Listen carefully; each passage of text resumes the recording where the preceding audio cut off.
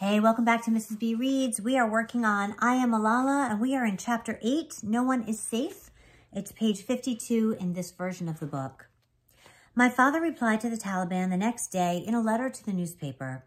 Please don't harm my school children, he wrote, because the God you believe in is the same God they pray to every day. You can take my life, but please don't kill my school children.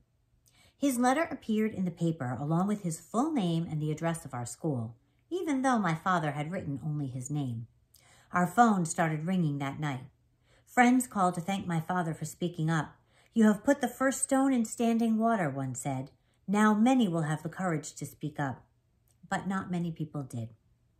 My father had always been a busy man, participating in mushaira, poetry concerts, working late at school, helping neighbors settle disputes.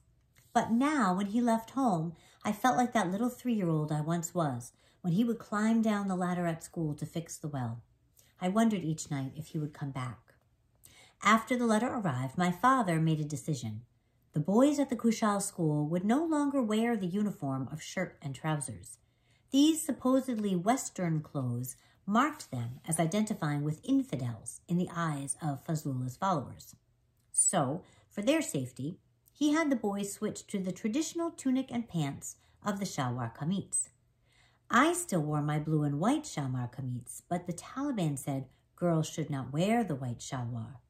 The uniform I once loved now made me feel like a criminal. Suddenly, everywhere I looked, the Taliban seemed to sprout like weeds. Then I thought, what have I done wrong that I should be afraid? All I want to do is go to school, and that is not a crime. That is my right.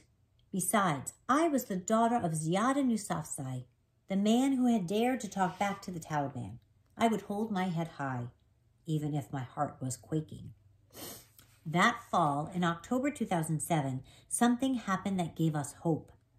Benazir Bhutto, who had been the first female Prime Minister of Pakistan, was returning to run in that year's election. She had been living in exile in the United Kingdom since I was 2 years old, but I had been hearing about her for years. As a woman, she was a role model for girls like me, and she was the only politician who had had the courage to speak out against the terrorists. Our whole family was glued to the TV when her arrival was broadcast. We watched her weep as she stepped onto Pakistani soil for the first time in almost 9 years. My mother was moved by this, but also was afraid for her. She said to the TV, "Did you come for death?"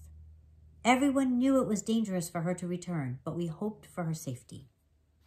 Not long after that, just over 2 months later, she was dead. It happened right in front of my eyes as I again watched her on TV. We will defeat the forces of extremism and militancy with the power of the people, she declared. Then she stood on the seat of her bulletproof vehicle to wave to her supporters.